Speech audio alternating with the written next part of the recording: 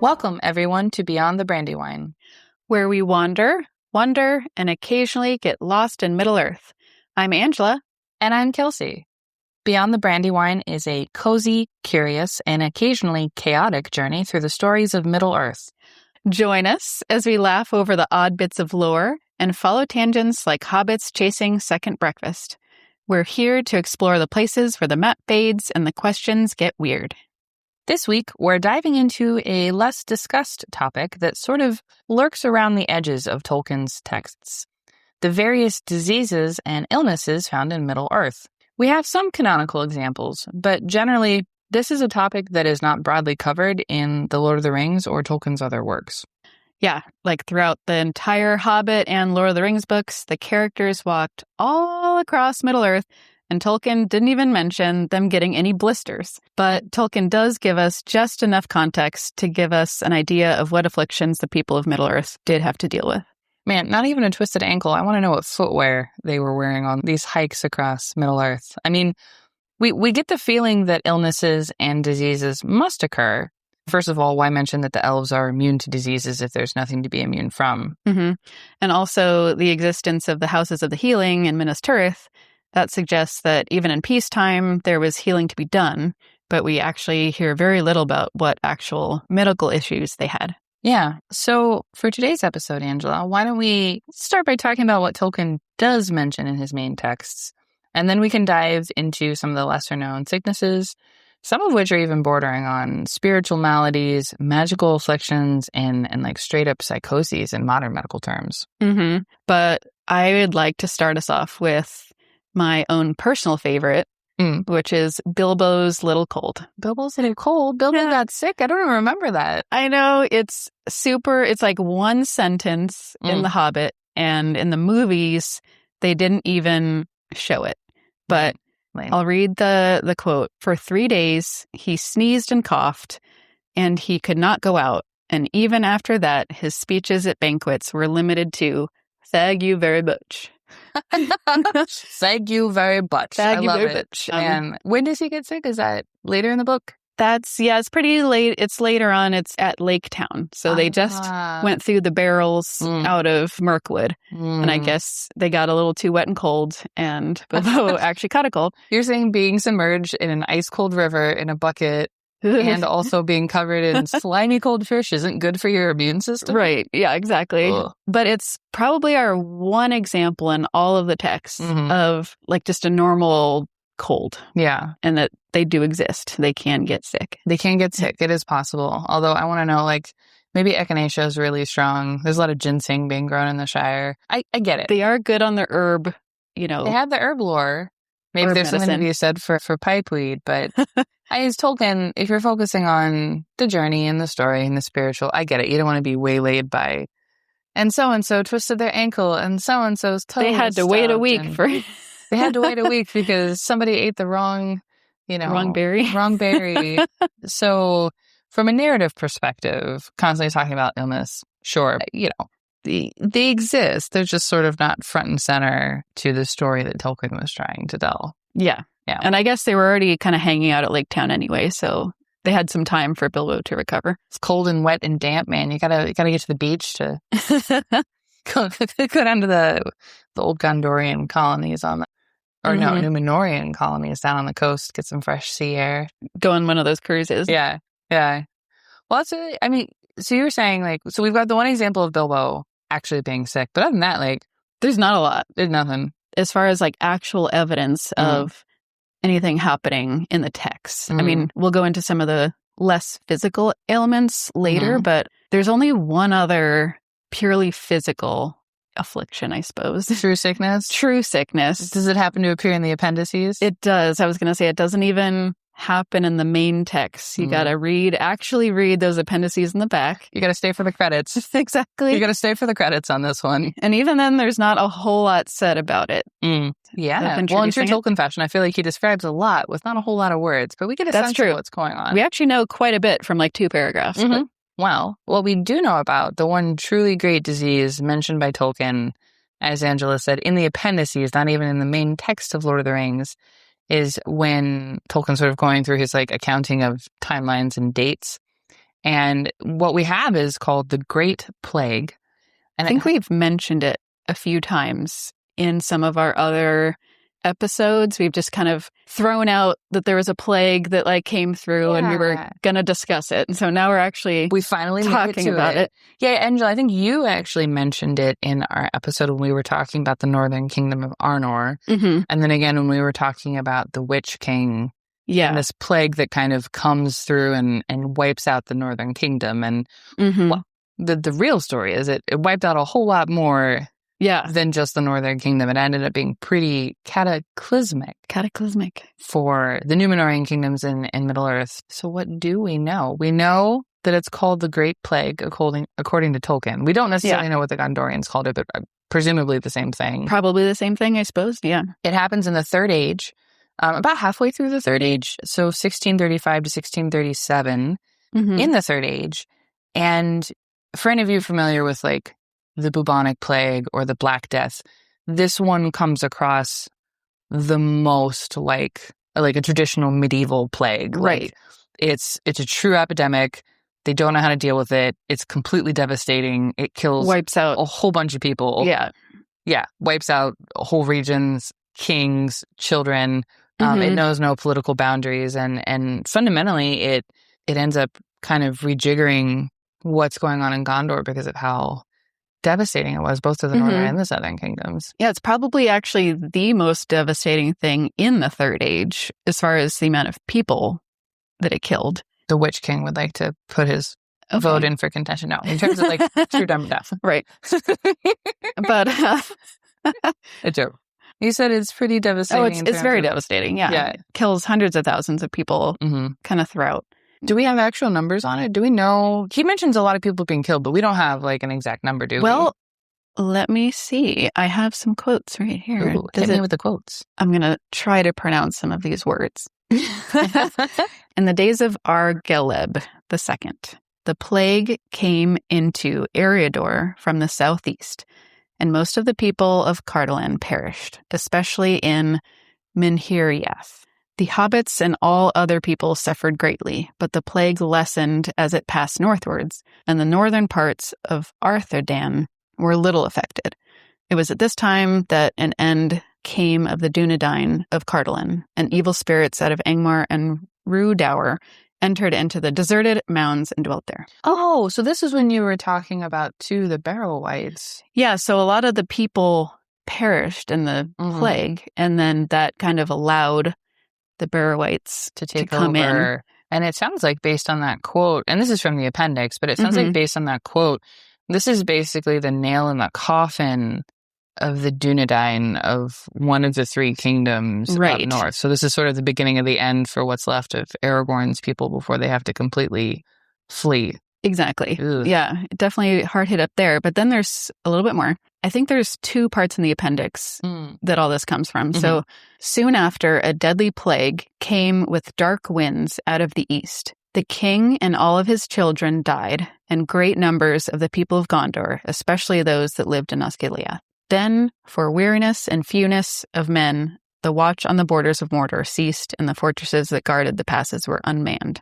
But I guess it doesn't say directly hundreds of thousands, but maybe that was an estimate of how many people were living in those places. Yeah. Because it definitely sounds like a great number of people of Gondor. And I mean, it affected the hobbits. It affected most of the people of Cardolan, which is one of the three like big kingdoms of Arnor. Like that's probably not a small amount of people. It's interesting that it also affects Osgiliath because, I mean, not to be too nefarious, like, oh, yes, it's a physical plague. But as soon as you read the quote about it coming out of the east and affecting Gondor, and they were so weakened that they had to stop their watch on Mordor, I was like, sounds convenient. Who sent this conveniently, Sauron? Like, is it just a plague? Or did, like, Sauron basically saying, like, hey, if I conjure up all my, I don't know, what would you call it, like a WMD? Not that we have that terminology in this part of the... Well, it's definitely theorized that Sauron was the cause of it. It doesn't say in the actual text, but it can definitely be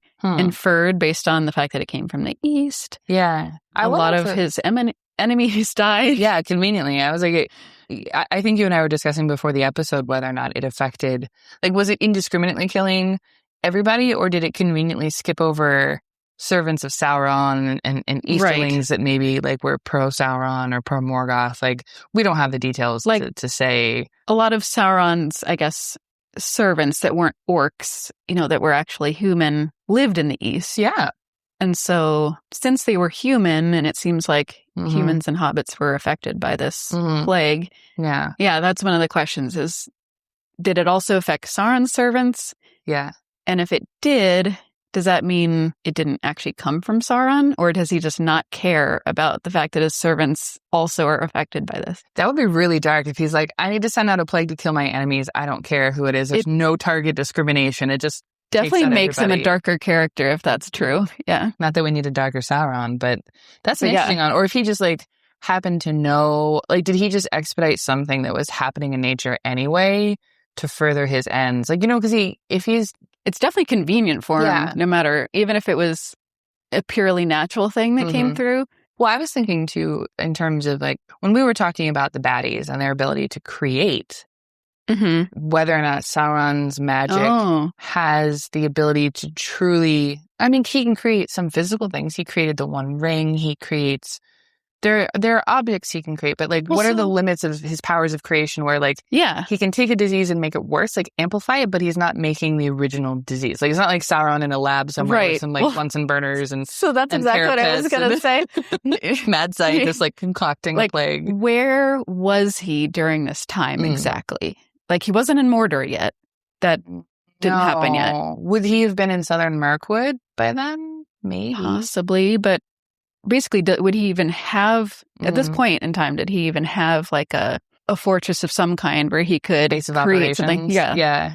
Secret lab somewhere hidden away in the depths of Middle-earth. And like I said, he can't create, but maybe he could tweak. Maybe. Yeah, we don't know. Like, he can create, but there are limitations on what he can create. So for me, again, all theory, all speculation. I know. Like, is he but that's what we do here and sending it out? Is he amplifying a disease that was happening because it just happens to be that time and it's time for Middle-earth's bubonic plague? Is he, finds out one of his guys is sick and uses magic to make it worse and then sends him out to just be like patient zero? Right. And just start wiping out? Does he have a disease that only targets the good guys, or does he like, I don't care about my numbers and losses, kill everything, burn it all down, like, which is very dark, but definitely very on brand for Sauron. Well, we can definitely assume that like it flows like a typical plague in that it spreads in populated areas. Yeah.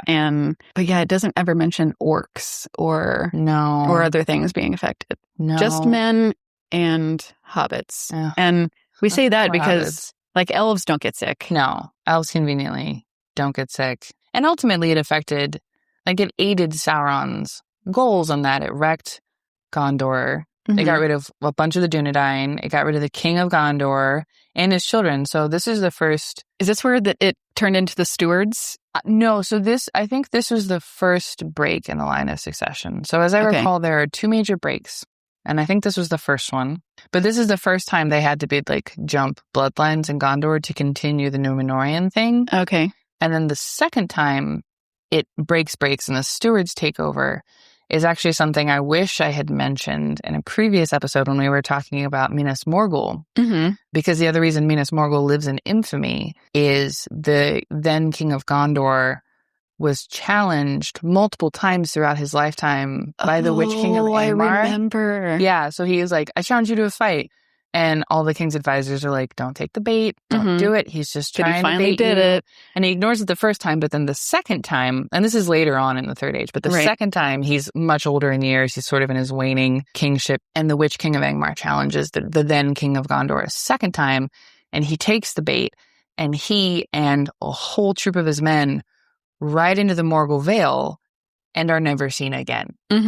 But the problem is because Gondor doesn't have conclusive proof of their deaths, they can't officially like pick a new king. So the stewards take over, holding on until the king comes back. But it's gotcha. Our first tangent of the episode, right? Yeah, it's such a good one though, because like again, that makes sense. They can't say the king is dead because they don't have proof. Like he never came back, but maybe he could just show up one day. Nobody wants to be the one to say he's officially dead. So that's the second break when the stewards take over. But this plague, going back to this plague, is the first break where it kills King Telemnar, I never say his name right, King Telemnar, and all of his children. So they then have to be like, I don't know if they go to one of his brothers or an uncle, but they go to a relative to continue the line of succession. So it's not the original bloodline of Anarion, Isildur's brother. Gotcha. Well, it definitely weakened. I mean, you're now in a state of like, okay, so our king's dead, all of his children are dead, and now a lot of our people are dead. Who are we going to pick a king? Yep. Ain't nobody looking at the walls of Mordor, which gives Sauron the perfect opportunity to continue rebuilding operations for the next couple thousand years leading up to the events of the Lord of the Rings. So it's a big deal. Like, and we don't really know what type of plague this was, right? Like, we don't know if it was like truly like the Black Death or just bird flu or... Yeah, all we know is it's highly contagious and spreads in populated Middle areas. Earth COVID 2.0. Right. Well, did the dwarves escape because they locked themselves into their I don't think we have any textual evidence of what happens to the dwarves at all. Because it really is, like you said, it's a couple paragraphs in the appendix. So, and I'm assuming not every dwarf was underground at the time of this. No, like they've got kingdoms, they've got trade. Like, they're not all, hiding away with their hoards of gold. So. And it happens over years. It happens over a couple years. So maybe the isolation helped. Maybe dwarves are just hardier, which we'll get to later because I have some theories on dwarves being like, they're not as disease resistant as elves, but I don't think they're as susceptible to disease as men or hobbits. Okay. Yeah. So I guess we don't know what happened to them and whether any of them got... We know not a thing, except there was a plague. It happened in these years. It killed a whole bunch of men and some hobbits. It came from the east. It's described as a dark wind, an evil air. We don't really know how it spread either. There's no details on... It makes me think airborne when you said that, but... We don't know. More like the pneumonic plague instead of the bubonic, which is worse, honestly. Yeah. And we don't know if Sauron's officially involved. It's not... It's definitely convenient. Yeah. I kind of lean towards him causing it, but also, I don't know, because it would definitely make him a more evil Sauron if he did cause it and it was just like, I don't care how many of my own people die because, it's still good for me. I think we can land on it's convenient for him, but we'll never know for certain whether or not it's something he kind of like cooked up or just... took advantage of, or just, it happened and he was like, hey, that worked out. Yeah. Powers that be. That was great. I was just planning to rebuild my operations and you guys happened to send a plague. So aces. Yeah. But but it's definitely, besides Bilbo's cold, like the most purely physical ailment of Middle Earth. I guess you could lump in like people getting injured in battle. Like there's other physical injuries that happen and people die of old age. But there's no real descriptions in the text in any kind of detail other than Bilbo have a good cold and the dark plague, which seems like very extreme examples, like a very basic cold, inconvenient cold, and then a plague that wipes out a whole bunch of the population. Yeah. Well, on a physical note, when it comes to like waterborne illnesses, that was one that I was trying to think about and whether there's any evidence for that. There's no like direct talking about a waterborne illness, but they do generally talk about water a couple times and whether it's clean, which leads me to think that maybe waterborne illnesses do exist, but they just don't really ever catch one. We're not. Or they don't go into that detail. And Tolkien's like, that's not what the editors want on this. We're just going to skip over the medieval dysentery and kind of skip to the... Well, because you said there's a quote, or not a quote, there's a passage in The Return of the King when Frodo and Sam are in Mordor and they're looking for fresh water and they're like looking at the water in Mordor and they're like, is it safe to drink? There's like two places where they find water. One is coming out of the rocks and it's kind of like leftover rain. And they call it like oily and something that not your classic fresh water. It's not great, but for Mordor it was really good. Yeah. And then they found like an orc cistern of some sort that was like muddy and not the best, but again, it was tolerable. Dying of dehydration. Yeah, exactly. So, and we have examples in the text of water that is known not to be good to drink, but not necessarily for its physical contamination, but potentially some magical stuff going on too, right? Because Minas Morgul, Frodo and Sam are told by Faramir, do not drink any water that comes out of there. So again, is it disease-ridden? Is it just the evilness? We don't know. And actually, that's a good point that in at least the Mordor cases, is it, they're looking for clean water because of cholera or because of evil coming out of evil Sauron, Nazgul vibes. And then Well, and going back to a couple episodes ago, the Valley of Dreadful Death, Nandangortha, which is one of my favorites, like it's straight up known across men and elves. Don't drink the water. Do not drink the water, which is interesting because even the elves are like, do not drink the water. And even though they can't get sick, they're still worried about it. That's true. So at least in that case, it's probably more of a magical, like... it's not just as gross or poisonous. It's like, this is going to really mess you up like magically in some way. So, I mean, personally, I am thankful that Tolkien didn't spend pages and pages. I don't really want to know about that either. So we have enough we got enough to get through in terms of our hero's quest here. So being waylaid by, a common stomach bug is maybe not the journey we want for Frodo. Then again, he's so good at like just, being very descriptive, but not just enough where there's no mention of, anybody having to take a day. Yeah. I need to take a sick day. Can we pause the quest for the ring for just a I'm getting weakened. We'll see if there's a pharmacy on the way to Moria. Although it'd be interesting. You would think, I'm thinking back to like a lot of fantasy movies and books and games, like you would want to scavenge for medical supplies as you go through. And maybe it's just not discussed, but maybe they like find old stores in Moria or find good herbs along the way and just kind of have them there. So it's never, they're prepared. It's just never That's discussed. A good point. I'm thinking of Aragorn, like he's always searching for Ethelas in the moment and he doesn't ever like put any in his pack. Yeah, and thanks, dude. Why didn't you plan your supplies put out? some in your pack.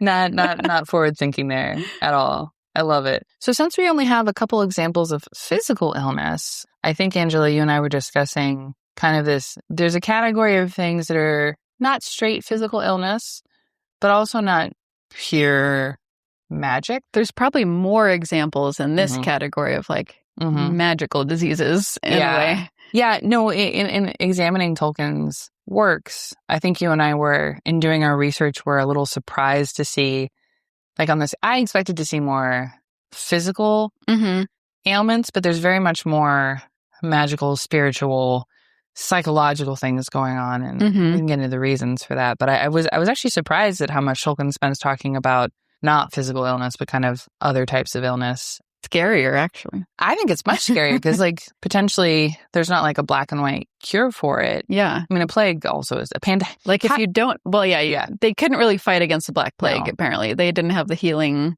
capabilities of stopping that one. No. Having lived through a pandemic, I could say it's not fun, right? Right. But these are almost like diseases, magical diseases is a curse. Like, there's something going on with these that's kind of a little bit more nefarious than just like a plague-infested rat, if you will. Yeah. You don't just come across that every day. No, hopefully not. That'd be the first one, which is, we get a little bit of it in the Children of Hurin, which you are currently reading, and I think it might be also mentioned a little bit in the Silmarillion, but this is very much a first age one that we don't get a lot of. Yeah, I was going to say, this one I didn't really know of until doing the research for this. This one, like we were talking about Minas Morgul just now, and we were talking about like there's just kind of evil seeping out of it.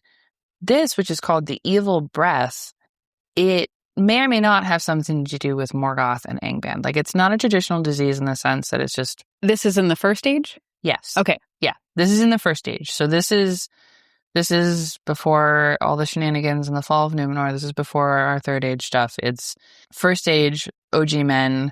Sauron and Morgoth are still having all their fun in Angband before it gets taken down at the end of the first age, and everything kind of collapses into the sea. Not quite then. Yeah, okay. But yeah, the evil breath. So it's described in the lore as an evil wind out of Angband that swept across the lands bordering on Fauglith in the first age. So like 400 in the first age. This is pretty early. Okay. In the grand reckoning of time. This is very early in Tolkien's lore.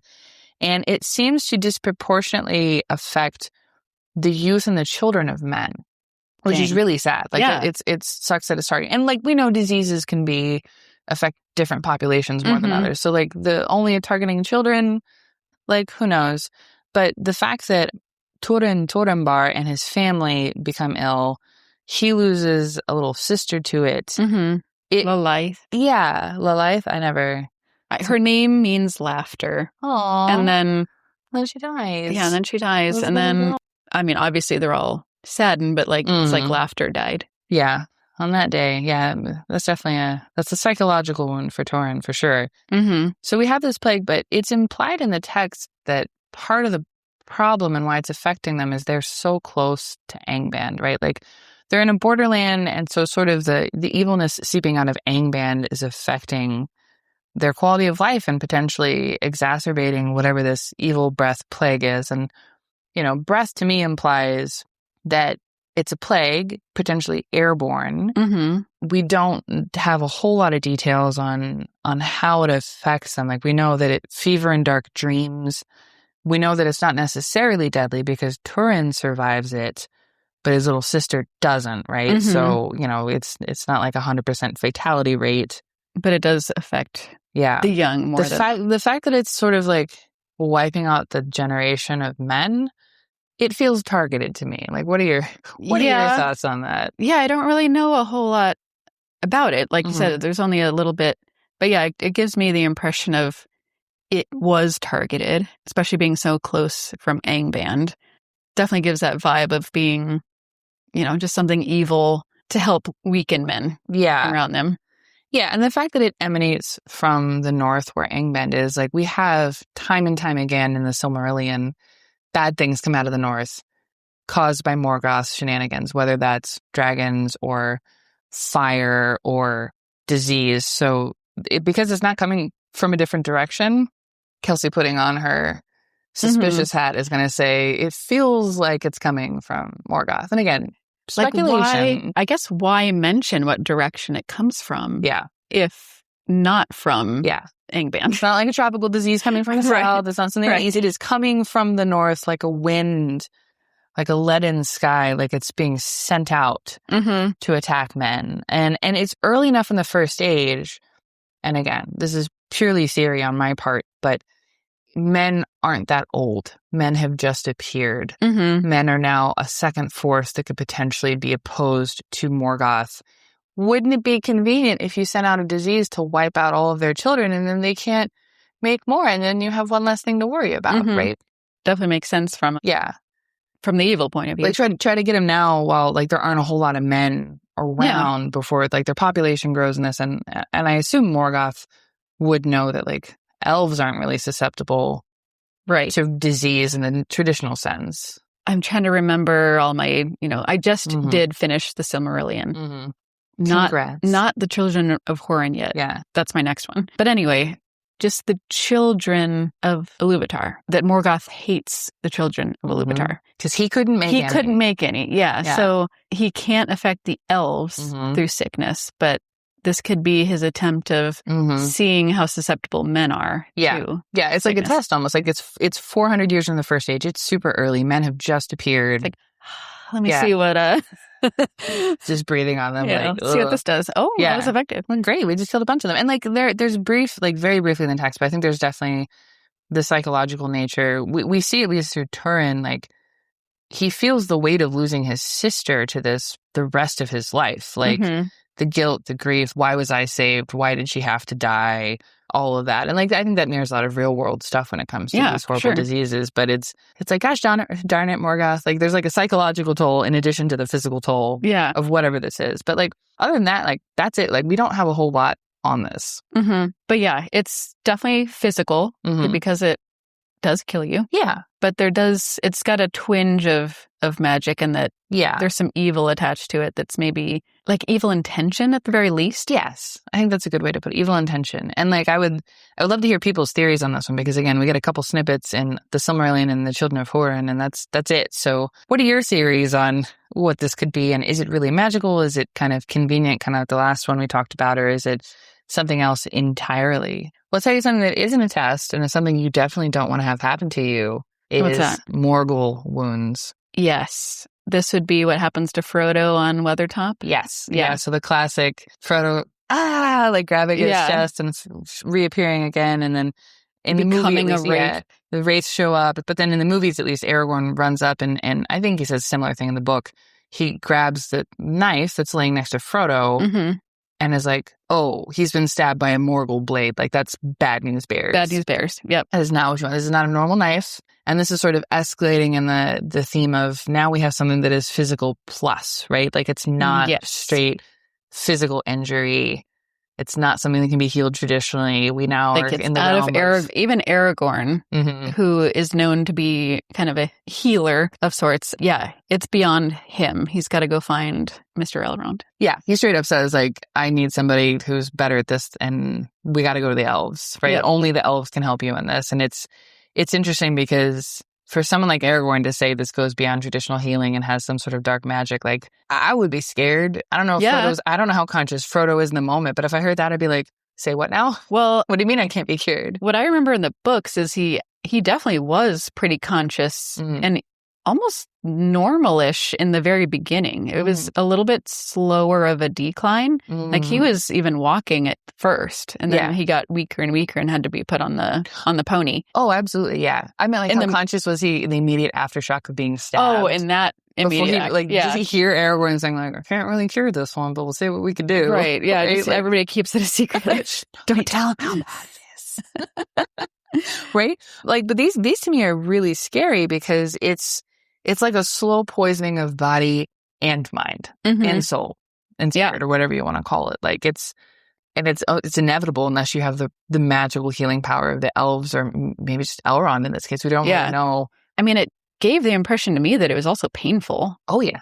Yeah. I mean, it plagues him the rest of his life. He talks about it on the anniversary. He talks about it when he and Sam are in Mordor and he recalls the wound. He talks about it when he makes it back to Hobbiton and how it never heals fully. Yeah. Yeah. In the movies, I think somebody tells him it'll never fully heal. I don't remember if it's Gandalf Is it Gandalf? Yeah. I feel like it was Gandalf. Well, Gandalf was saying his wound will never fully to heal. Elrond. Yep. Yeah. Is it? These things, it's serious. Like there's definitely physical symptoms, but then what it evolves into is something beyond any kind of normal disease or wound. Well, I mean, the plague seemed bad. Like, I don't know if I would survive it or not. No. But yeah, Morgul wound, that does seem worse. I think I'd rather just take straight death than turning into a wraith. I will take one plague, please. One plague, please. Yeah, well, there's a very specific set of things that will keep you from dying from a Morgul wound, and it's Elrond or somebody that has his level of healing and elvish magic. And if you don't have that, good luck. And honestly, for a hobbit's sturdy constitution, right? I don't know how many creatures, men or otherwise, would make it as long as Frodo did. But between when he gets stabbed at Weathertop and like the 2 weeks or however long it takes to get to Rivendell, and he's almost dead by the end. Yeah. So elves don't get physical sicknesses. What would happen to them if they were stabbed by a Morgul blade? It's a very interesting one. I feel like they would be affected, but then again, they could probably heal it. Well, yeah, I would say there's the option of like they're able to heal it. Either they're able to heal it more easily, or their physical body is affected by it, and then their spirit just goes back to the Undying Lands and hangs out in the Halls of Mendos or reincorporates. But because like elves' bodies can be destroyed, right? Right. Battle, heartbreak, and really, really, really old age are kind of like the three things that'll cause their body to the physical body to finally fail. But their spirits are so strong, like it doesn't really matter, right? Their spirit just kind of does its thing. Do you need to be Elrond level to heal a Morgul blade or Morgul wound? In the late Third Age, you need to be Elrond level. But the question is, were there other more powerful elves or other powerful elves who have the knowledge that existed before? They would have... Like if you're just a more normal elf in the battle and you happen to be stabbed by a Morgul blade. Yeah, does your body just die? Like, well, if it's a mortal wound, like your body's gonna... If elves can be like hit with a sword and die, if the wound from the Morgul blade is fatal, right? But if it was just a little stab, but it started spreading like it did to Frodo, maybe it would take either way longer. Yeah. Maybe you have time to get to an Elrond level elf to heal you? Well, the elves only have, part of the Second Age and the Third Age to figure out how to counteract this. This isn't something they know from the get-go because the Nazgul don't exist until... That's true. The Ring Wraiths are created in the Second Age, kind of in the late Second Age. So Elrond's had the time to study it. Whatever elves are left in Middle-earth, I would hope have some knowledge of it. But we also don't know how Elrond... figured it out? Figured it out, yeah. I don't know.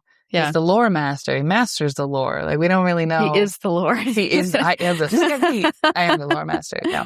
So I don't know. Like, it's interesting. Like, they know enough about it, right? Like, so we know that, like, the effects of a Morgul wound is you get the coldness and the numbness. There's obviously the pain of the immediate wound.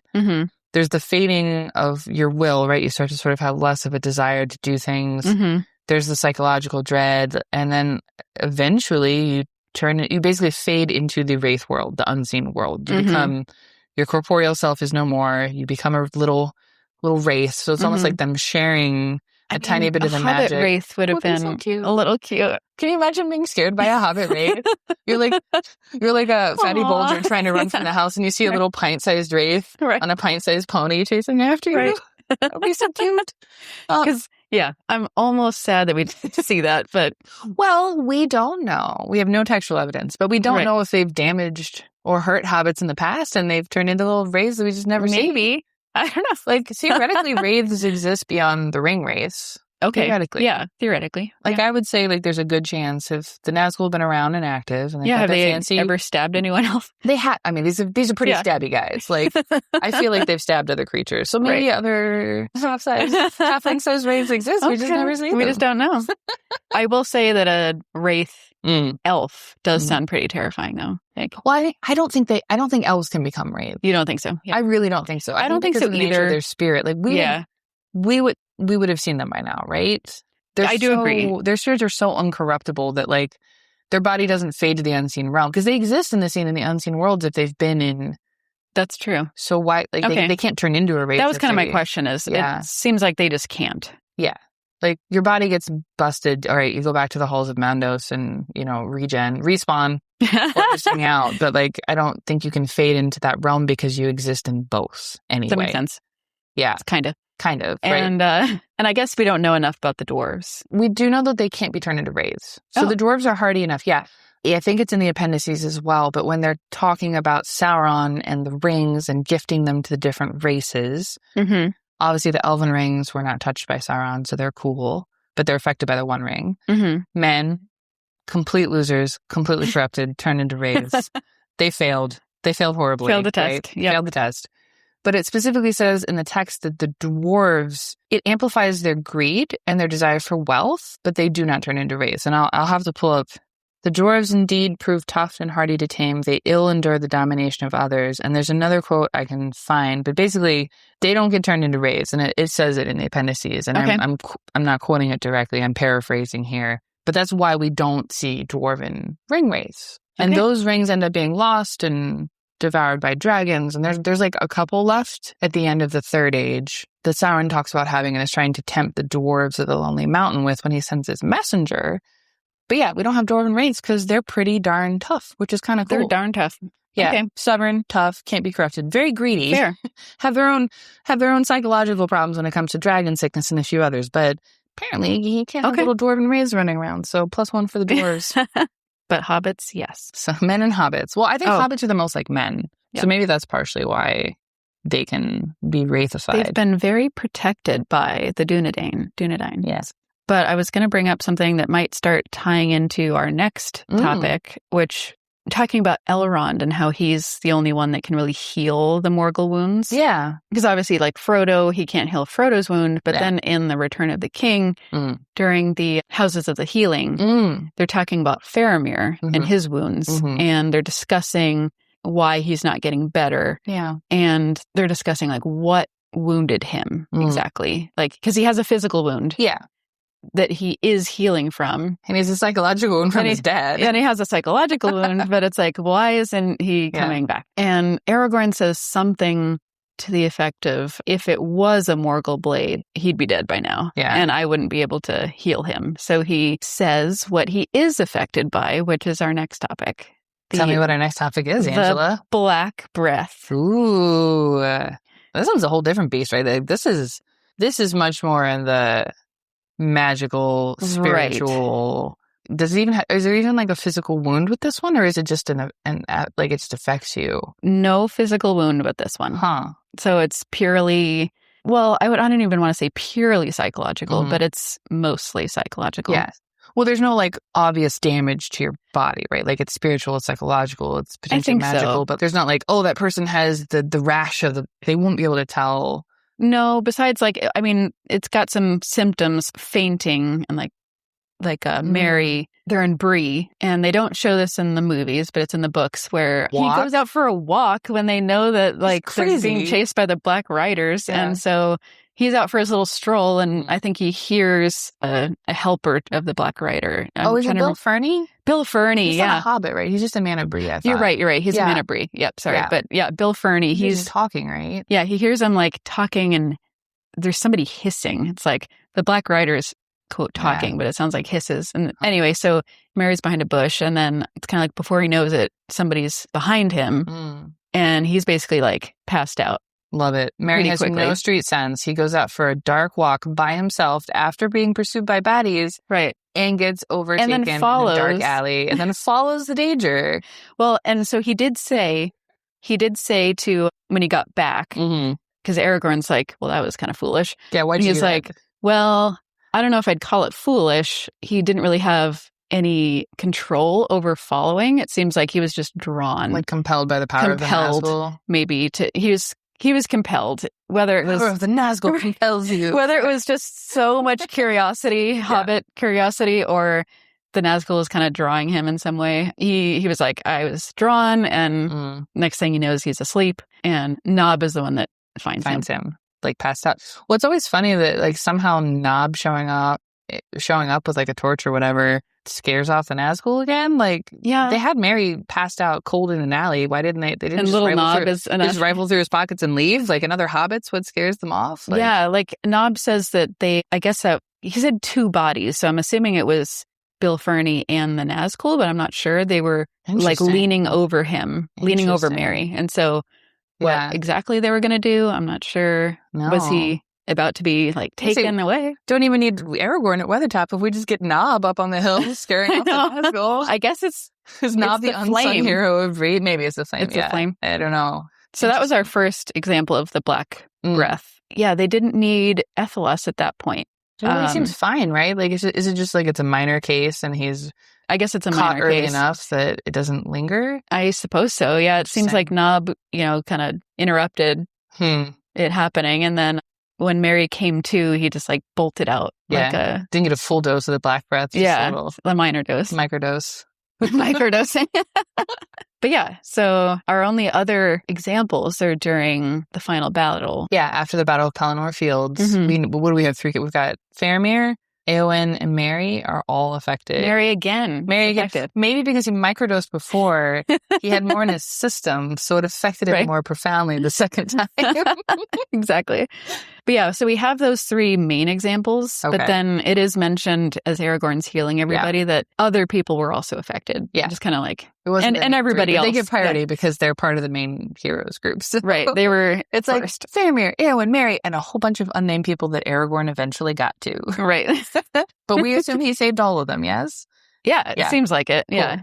So as far as we know, nobody's died from it, but it does imply that you can. Yeah. Or Aragorn just has really good PR and we don't talk about the ones he didn't save with that. Yeah, I feel like it's possible that other people have died. But no, he's our king, man. He knows what he's doing. He's got it. So for this one then, it has very specific parameters to be saved from it, right? You proximity to a Nazgul? Yeah, you got to catch it by being, it sounds like near a Nazgul, so it's Nazgul-born disease, classified as such.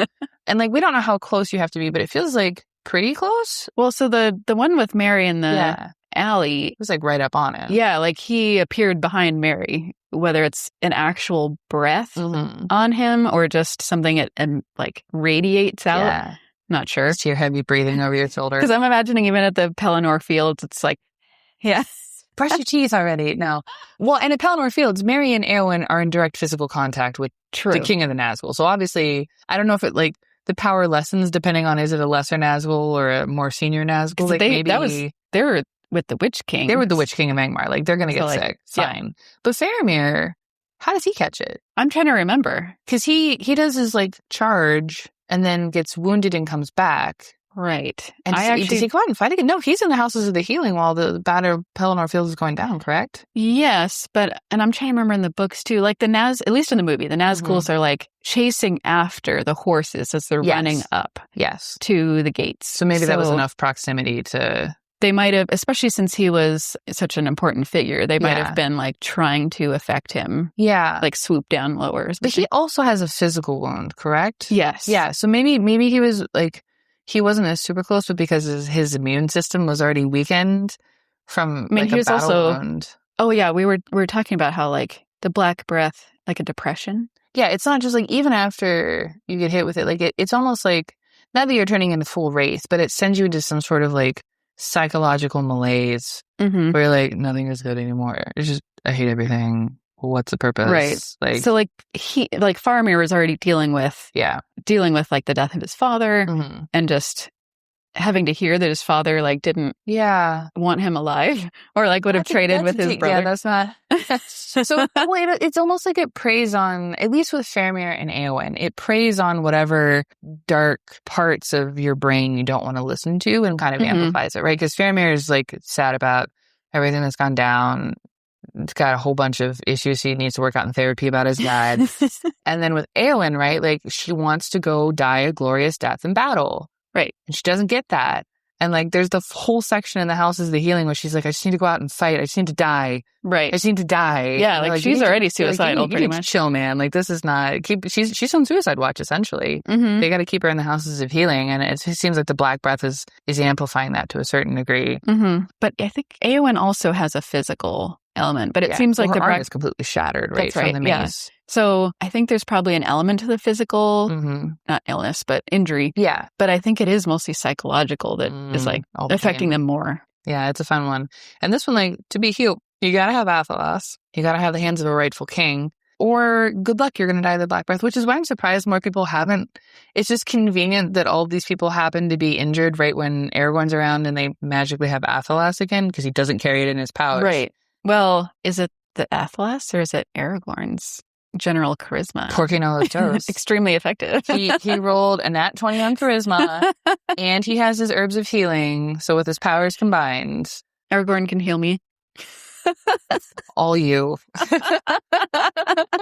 I'm Team Faramir. I'm Team Faramir for life. I'm Team Faramir for life. Faramir's cool team. Yeah. So this one, like, again, like this one's, I think, a scary one to get because what if you get hit by a Nazgul in a fight and, well, one, Morgul blade, good luck, unless you go to the elves, but two, for whatever reason, you don't get stabbed by a Morgul blade and you have the Black Breath and there's no rightful king that happens to be around and there's no Athelas plants, sounds like you're not going to make it. Yeah. Because nobody else around in Gondor knows about Athelas or the fact that it is good for healing. So yeah, you're kind of out. Yeah. And it's like a known thing, right? Because there's that the poem that the healing ladies, when the black breath blows and death's shadow grows and all lights pass, come Athelas, life to the dying in the king's hand lying. Yeah.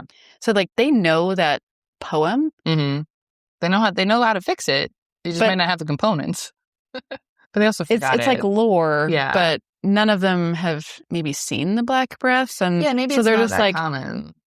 They know of this poem, but it's like, well, what use does is this it? mean? What does this mean? What's an Nazgul? Yeah. Yeah. A little bit of that. So it's known, but yeah, that makes sense. So like we finally have all the Nazgul out. They're fighting. It's a whole big thing. You would see a lot more cases of it than maybe you've seen the last couple thousand years potentially. Yeah, I guess I don't know the last time the Nazgul have kind of been out and about.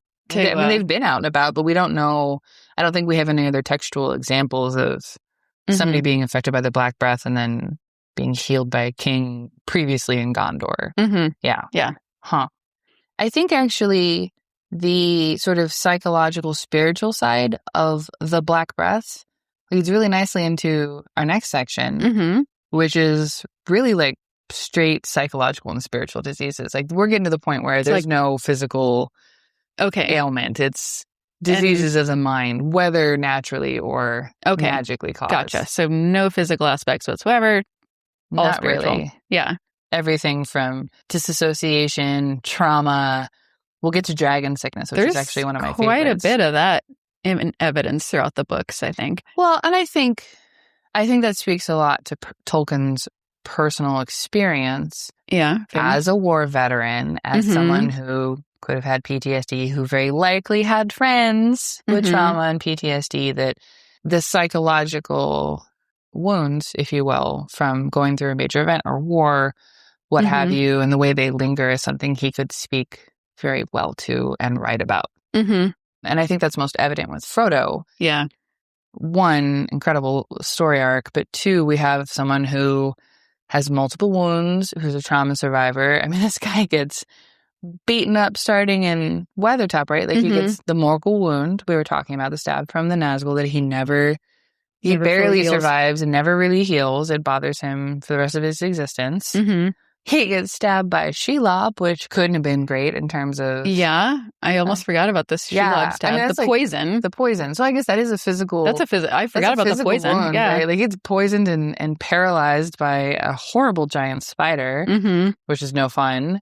And then you have the long, drawn-out psychological torture and battle he is fighting with himself as the ring tries to exert control over him. Like, while he's carrying the ring, but then he does have some level of that after the ring, I feel like, or at least like lingering. Yes, much like his Nazgul wound never heals. I don't think the psychological trauma and damage the ring and that whole journey did to him ever fully leaves him. And he says as much. He says as much to Sam at the end, which is really sad. And I know it's in the movies too, right? Where Frodo says there are some wounds that cannot be wholly cured. And then Sam was talking about like saving the Shire, and he's like, well, Frodo says it has been saved, but not for me. Yeah. Which it's so sad. It breaks my heart every time. They definitely did those scenes justice in the movies, I feel like. I was kind of rereading that section a little bit before this, and a lot of the lines and the kissing on the forehead and everything of the hobbits, and what Gandalf says about not all tears are an evil, like tears every time. I will not say do not weep, because not all tears are an evil. Exactly. I love that line. But yeah, like poor Frodo, he carried so much and just was never able to heal from it. But he had the presence of mind to recognize that he wasn't healed and he couldn't seek healing here, which, it's a very melancholy way of looking at it, in a sense, being like, I'm glad you guys are back. Go live your lives. Have a happy time. I won't be able to ever really experience that, but I'm really happy for you. Right. And I was like, oh, I know. Right. But again, like Tolkien feel for it right to it, because I think it felt deeply personal in the way that you come back to a place and you're just not the same person, and so much has changed and you have changed and you don't experience your emotions in the same way. And absolutely. Yeah. I mean, even grief, right? Like they say, grief doesn't really go away. As time goes on, you are better able to deal with it and handle it and recognize it. But it's always there. And I think with Frodo, we definitely see that as well. Yeah. It makes me sad. I mean, it's good. Right. No, I don't really have anything to add, because I think you nailed Frodo as far as just his spiritual wounds, that there's really nothing anybody, including the elves, can do, or at least not in Middle-earth. No, but even in, so he sails west. He still eventually dies. This is the part that nobody likes to talk about. Like, Frodo goes to the Undying Lands, but because he's not an elf, he doesn't live forever. Right. They basically give him a comfortable, peaceful place to live out. But I think his spiritual wounds are healed over there, right? I like to think so, right? That's definitely right. I mean, I hope so. I'm pretty sure. I hope. I really hope that I actually read that, but that's definitely my impression, is that yes, like anybody that's not an elf that goes over there does die, but because they're in the Undying Lands, it's like all of your whatever was affecting you physically or emotionally over in Middle-earth is like taken away. I hope so. And so you get to live out the rest of your days in like a peace, mental peace. That's like the only way I can feel good about poor Frodo. We're going to keep telling ourselves that because Frodo had a happy ending after crossing the Rainbow Bridge. Yes, I really like to think. And he got his friend Sam in the end. Yeah, but but this is the other thing. We don't know if he's alive by the time Sam gets there. Oh gosh, don't think about that. I'm sorry. No, I ruined it. No, but if they're alive. We're going to tell ourselves that Frodo is still alive by the time that Sam has lived his full life. And he carried the ring for a while. His life extended. I'm sorry. I'm bringing it down over here. Like, no. Well, again, definitely Gimli and Legolas sail, and Gimli's going to have to die eventually. And Gimli can't go to the mainland, right? Like they say on Tol Eressëa or whatever that island is. They don't necessarily go all the non-elves aren't allowed. Like, that makes sense. Anyway, we won't go down that road too much. It's sad to think about. It's bittersweet. But Frodo at least finds some sort of spiritual healing. Peace. He finds peace. Yes. Who does not is Gollum, necessarily. Like, we don't actually know. Like, Gollum suffers the trials of the ring and the psychological damage much longer than Frodo. Mm-hmm. He's also much more corrupted and twisted, and there's there's that evil nature of his that comes out in a way we don't see with Frodo. Mm-hmm. But we don't necessarily know wouldn't have happened if Frodo had the ring for 500 years. Like, would Frodo have turned into that? I think he would have, maybe not quite as evil, but yeah, I do think he would have. You see flashes of it already. Oh, yeah. Yeah, so... And even with Bilbo, like, the ring is nasty stuff. So, like, Gollum doesn't really get his, like, happy ending. And, I mean, he gets the ring, which is his happy ending, That's his happy ending. But he doesn't get the spiritual healing. No. He gets a pool of lava. I can't imagine him getting onto that boat. He would never be at the Great Havens. West. I think he's too corrupted at this point in time. Yeah, I was going to say, I think yeah, he had the best end that he probably for him. Could have ended. He got his precious back. And, like, honestly, I'm happy for him. That's a good. I'm happy for him. Yeah. So yeah, that's sort of like, that's definitely the major psychological toll. And, like, there's the malicious influence and the magic of the ring that's bad. So it's not wholly just the pressures of the world. It's like there is a malevolent influence that is affecting Frodo in a way that would not have happened if he hadn't had the ring. Yeah, but I think there is probably a PTSD level to it, where take away the Morgul wound that didn't fully heal. I think he still probably would have had that, like, it's just... He's been through enough that he's never quite going to feel normal again in the Shire. Yeah, exactly. Yeah. He's just not going to, like you said, everybody else is living their lives, moving on, but he's just never able to. Yeah, I can identify with that a little bit. It's a good archetype. It's a good PTSD story. It's honestly the most realistic psychological portrayal in all these books. So I love that. I love that Tolkien was able to write it so with such nuance and such care, because it's a very difficult thing to write about. This is why Frodo is low-key my favorite character. I mean, and he fails, and nobody is, like, angry at him about it either. Like, because, Gandalf and them know that he was tempted by the ring in the end. And they're like, you did the best you did. You did great. Nobody else could have done that. There. Like, made it to Mount Doom. I don't give the guy a cookie.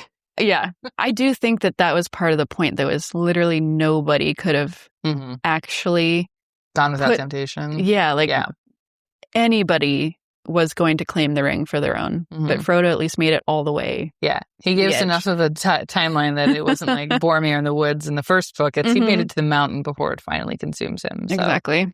Oh, that's a good one.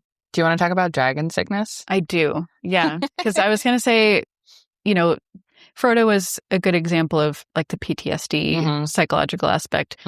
But then the dragon sickness does also represent a little bit of, a real kind of obsessive sickness. Yeah, it's very close to some obsessive compulsive greed, fixation type psychological disorders we would see in real life, where, like, there's a little bit of hoarding, there's a little bit of mania. And this one's really interesting because we were talking earlier, like, the dwarves are hardy, man. They are not susceptible to diseases necessarily. We don't really have many examples, but the one thing we know that they get is dragon sickness. And we have a couple textual examples, and it's a dwarven only disease as far as we know, but it preys upon whatever those things are within dwarven nature, that it's dark, it's obsession, but it's like this paranoia. It's obsessing over your gold. It's, being just so fixated on your resources to the detriment of all your personal relationships. You get a little psychoses there in terms of paranoid, depressive, manic delusion. It is a nasty, crazy thing to have. I feel like they did represent this pretty well in The Hobbit, I felt like, where it's just like poor Bilbo is trying to get him to see reason, and he just, like, could not through the lust of the gold, I guess. Or I don't know if it was the Arkenstone or the gold. A little bit of both. You're talking about Thorin Oakenshield. Yeah, right? Thorin or Oakenshield, yeah. They did a really good job showing that in The Hobbit. And I think we don't know if it's hereditary, but we do know that Thorin's dad and another relative also succumb to this. So I don't know if they're just more susceptible. It is hereditary. We don't actually have Or is any dwarf? Can any dwarf get it? It sounds like any dwarf can get it. And is it just a mental illness? Is it a curse associated with vast amounts of wealth or, like, specific objects like the Arkenstone? Is it a commentary on like wealth and capitalism? We don't know. But you were saying, Angela, earlier that it's also, we don't know if it's because of the dragons themselves and where they come from. Well, right? yeah. So that was my question, is like, it's called the dragon sickness, but is it because the gold was associated? Like, is it something about the dragon itself? Or do they just call it dragon sickness because you're kind of acting like a dragon? Oh, that's a really good call out. I hadn't thought about it in those terms. I think I assumed it was called the dragon sickness because it's always to do with hordes where dragons have been. So for me, there's a physical aspect of it. Like the wealth, the gold, the treasure is tainted by the dragons. That's my impression too. It's like if they had this gold that they mined for themselves, and let's say it was just as big of a hoard. Yeah. They don't seem as susceptible to it normally, like in that normal circumstance. But when they have this dragon's hoard of gold that has that dragon associated to it with it. When a dragon enters the picture, and I think to me that kind of calls back to, we were talking about the evil breath coming out of the north. We know dragons were spawned in these dark places like Utumno and Angband. Is it like an echo of a taint of a disease? Yes. From all that evilness from Morgoth that they are imparting onto these hordes, and then that affects dwarves. I was going to say that's how Morgoth and maybe even Sauron like affects the dwarves. Is through the greed aspect. Yeah. They don't. We already tried to make them susceptible to other illnesses and came up empty. But this is the only way that they are actually affected by something. Yeah, and I think it shows, even like we were talking earlier about the dwarves can't become wraiths. But you know what the rings do is amplify their obsession for gold and wealth and those things. So it's almost kind of like a parallel to this dragon sickness. So I guess if Morgoth and Sauron know the dragon sickness is a thing, that's how they get at the dwarves in this one. I mean, it's like a hoarding disorder on crack, right? Yeah, exactly. It is so nasty. I mean, Thorin was throwing away. I mean, he was letting his dwarves, like his kindred, die on the battlefield, as opposed to help. He had to protect his hoard and thought that everybody was out to get it, rather than he was okay to just let everybody die. Yeah, he was so paralyzed by his greed and desire that it kind of, you make some bad decisions. So, yeah, there's definitely there's a lot of parallels to mania or like delusional attachment, like real diseases. And it's interesting too. It I assume it can kill you, but like it primarily just infects your mind in such a way that it causes all these disastrous consequences. I think it could kill you in that somebody might kill you to, prevent you from doing any actual damage. As a result of your hoarding sickness. Yeah, dragon sickness. And like I said, it only affects dwarves. It doesn't affect hobbits or elves or men. This is a dwarven disease. But it didn't even affect all the dwarves. Like, it only affected Thorin. True. So I don't know. What about Thorin? Was it because he didn't get his dragon sickness vaccine, so that's what he is. I will add just real quick that it did seem to be somewhat connected to that Arkenstone. Yeah. At least I don't know how much to talk about in the book, but as it's portrayed in the films, definitely the Arkenstone. There's something about the magical properties of it. I always like the Arkenstone because it reminds me of the Silmaril, but... Yeah, it did kind of... So what else is on our psychoses list? The only one I want to give a shout out to is Denethor, because this is kind of an interesting case study in the sense that we don't know how much he was already predisposed to like paranoia and like manic episodes. I feel like the movies gave him not as nice of a picture of who he was. Yeah. They don't portray him as strong as he is in the books either, because in the books, we know for a fact, he's mucking about with the Palantir, which he shouldn't have done. But he is mentally strong enough, and he still has enough Númenórean blood in him, that he is able to hold his own psychologically with Sauron in the Palantir, which I don't think many living men are capable of. It's like him and Aragorn. Right.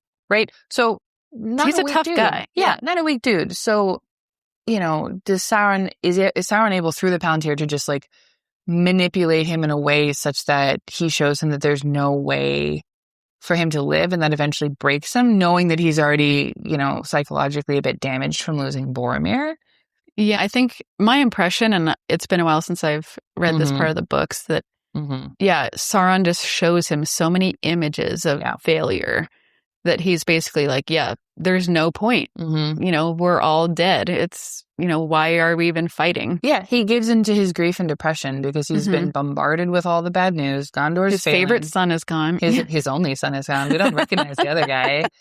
I think it's alluded to that Sauron shows him the images of the Black Fleet sailing up the river to destroy Gondor, but of course leaves out the detail that it's actually Aragorn on the ships coming to save them. He sees no way forward. I heard one person kind of describe it as almost like he's like doom scrolling on the Palantir. Yes. Right? Like he's just so overwhelmed with bad He's in a news. bubble of Sauron's influence. Yep. He's in a social media Palantir bubble and he sees no way out. And it breaks him. It psychologically breaks him. And he just straight up gives into the fatalism, the hopelessness, says, I'm going to take my own life and I'm going to take my son with me, which is a horrible way to go.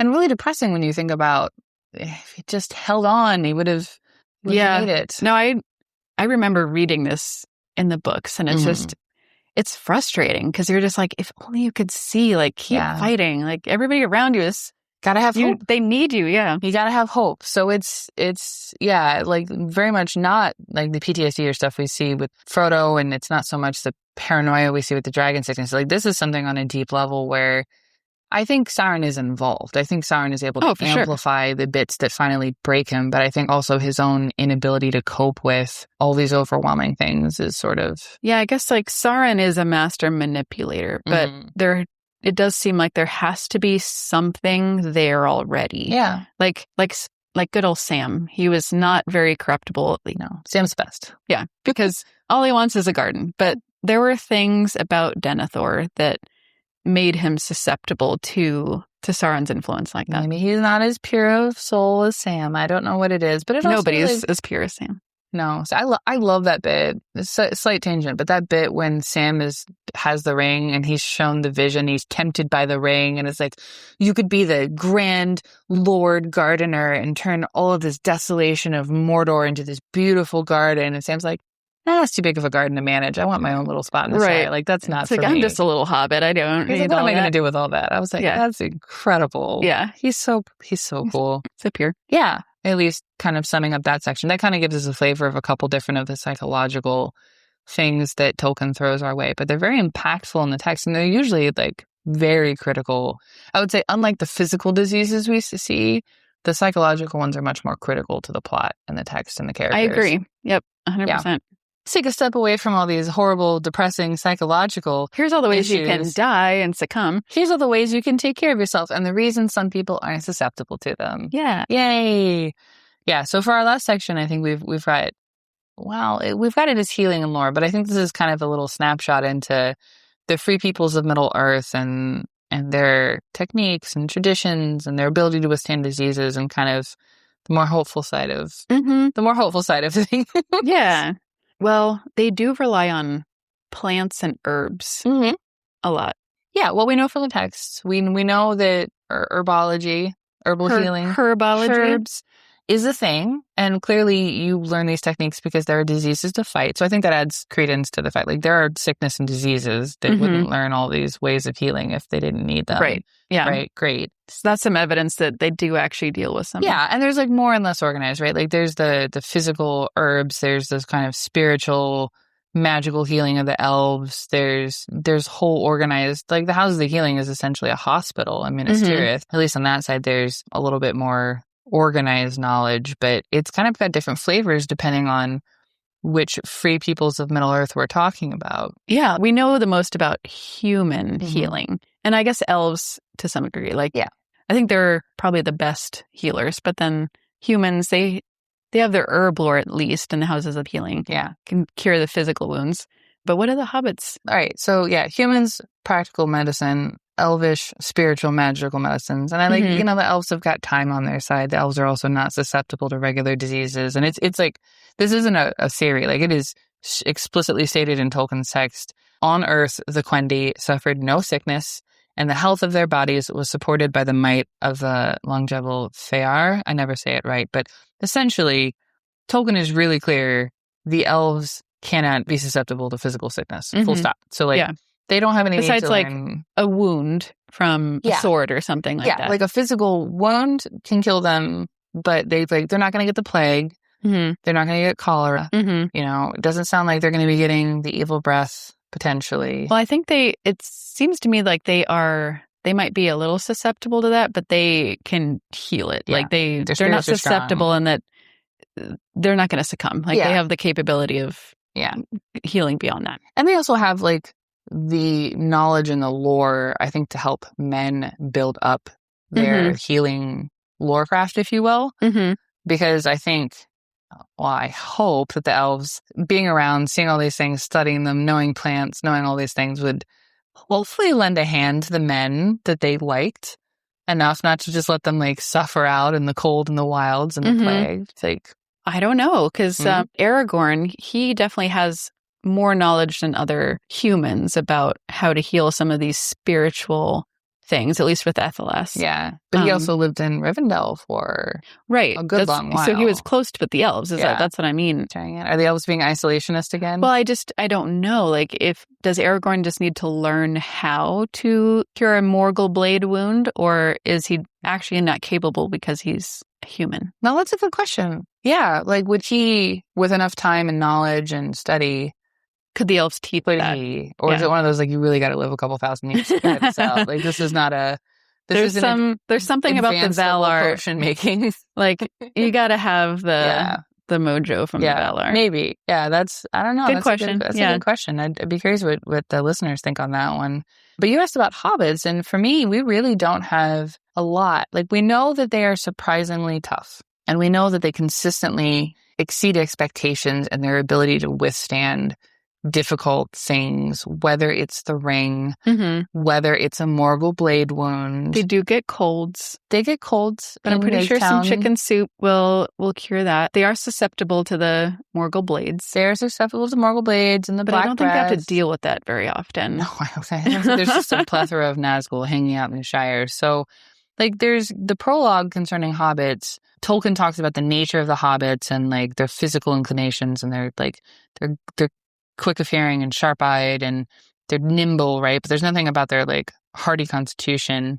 We have Gandalf once or twice saying, like, hobbits are surprisingly tough, and a couple other, I think, characters in the books are like, wow, like, you guys really didn't expect that from a hobbit, right? Like, you guys are tougher than I thought. But in terms of actual text on healing and medicine, we've got flat out nothing. We don't know anything about illnesses. We don't know if there are healers or midwives or anything like that in the Shire. Like, we can assume yes, but we don't have an answer. In terms of, like, herb lore and stuff like that, nothing beyond, like, hobbits gardening and cooking, right?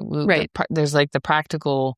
Even Sam doesn't know about at least the herb. He doesn't know Athelat. Well, doesn't know. That's a Numenor. He knows Kingsfoil, but as a weed and... Yeah. But, like, does he know other plants with medicinal purposes? Never shown. Yep. Right? I think it's plausible that they would have some herb knowledge, that they would have the ability to... He definitely knows knows how to cook with them. Yeah. So, like, making a good chicken soup, or, like, here's the herb that'll cure your stuffy nose, Mr. Baggins. Like, I feel like they would have that, but we really have nothing in any of the texts to confirm any of that. So the Hobbit healing lore will be a nice mystery for the ages until we stumble across some long forgotten text of Tolkien's that finally gets put into a book on some hidden letters somewhere. Yeah. Like, if you're mimicking the kind of cozy agrarian field of life, like, you assume there's home remedies and stuff. We just don't know who's the keeper of the knowledge and what they use. Yeah, I assume so, but no evidence. Kind of similar with the dwarves. Yeah. Other than dragon, like, at least with the dwarves, we have dragon sickness. Like, we know there's a thing they are susceptible to, but other than that, like, they seem pretty hardy. Did they get sick? I don't know. They can't be turned into wraiths, which I think is a huge... I mean, that's huge, yeah. That's pretty impressive, all things considered. And then men, which we talked about already. So, yeah, I think it's interesting that as we kind of conclude this episode, that there's not that many documented diseases in Middle-earth, but they're there. Some of the ones that are documented are pretty dang bad. Yeah, you don't need too many if you've got the Great Plague and the Black Breath, right? Yeah, and those are, like, the pure physical ones. And then, some of those, like, Black Breath and the Morgul blades, those are not to be messed with. And, I wouldn't want to. I'll take the plague, please. I'll take the plague, please? I don't know. Yeah, looking at all of them, I will take Doom Scrolling on the Palantir. Okay. I think I would like... I choose that daily anyway. I was like, I'm well practiced in that, so I feel like I can handle that, to mentally tussle with Sauron So I'm ready to go here. I'm trained up, coach. Send me in. Yeah, I think I could handle that one. I'm going to say doom scrolling. I am a level 10 doom scroller. Thank you very much. Yes. But like most of the rest, hard pass on the plague or any of that because you're just rolling the dice, right? Yeah, I don't think I would. Well, unless there's an Aragorn around, I wouldn't be surviving the you would Morgul blade. You would like an Aragorn to be around, wouldn't you? If you knew it of any Aragorn. I just happened to catch the black breath. I guess you'll have to heal me. Oh, no. Angela, are you writing a fanfic? I know. Hey, don't give me ideas.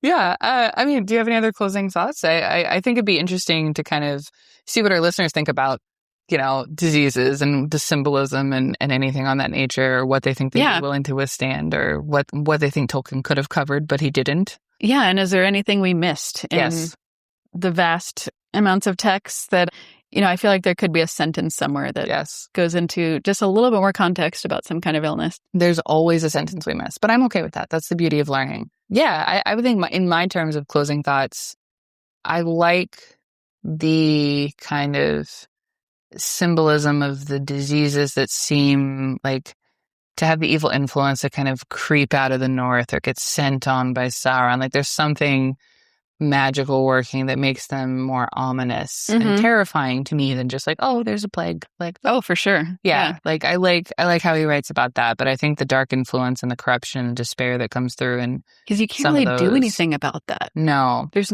not really a way to defend against black breath. Yeah. Well, or sorry, not the black breath. Go see your dentist twice a year. The evil breath. The evil breath. Right. Yeah. Like there's something, but like again, come see my dentist. Is there a strength of spirit? Yeah, those assholes. They really their dental insurance is not covering. Is there a strength of spirit? Like what is it that can help you overcome something that is so difficult? I don't know. I'll leave that up to wiser folks than me. Mm-hmm. Well then, I think that brings us to our call to adventure. Unless Angela has any other closing thoughts. Grow some methylis in your garden. Grow some atlas in your garden? Yeah. Well, if you can find some for me, I will totally grow some. Yeah. So that brings us to our call to adventure. So if you enjoyed wandering with us today, please subscribe to Beyond the Brandywine on Spotify or wherever you get your podcasts. You can also find us on YouTube at Beyond the Brandywine. We'll be putting up visual tangents to accompany some of the podcasts, as well as recordings of the podcasts themselves. And for even more Middle-earth musings, follow us on Instagram and Facebook at Beyond the Brandywine. Plus, find all of our links and more at beyondthebrandywine.com. We would love to hear what you think are the worst diseases or maybe the most survivable diseases in Middle-earth. So reach out to us on socials or email us at hello@beyondthebrandywine.com. What was that again? hello@beyondthebrandywine.com. All right, everyone. So until next time, add some Ethelis to your garden plan this spring to help keep the black breath away. And remember, don't be afraid to wander beyond the Brandywine.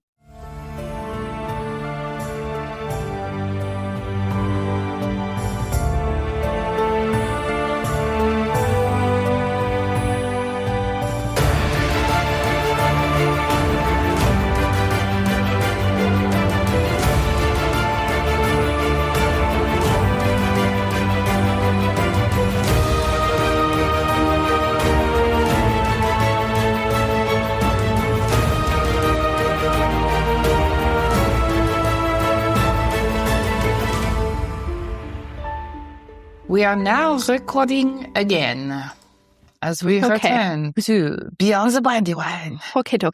Okay, so. Thank you very much. Thank you very much. Thank you very I can't do it. Thank you very much. It's like the congestion, the sinus congestion is not there for. I picked up something in the barrels. Yeah. Those got barrels, too cold. It's covered in fish, the fish sickness.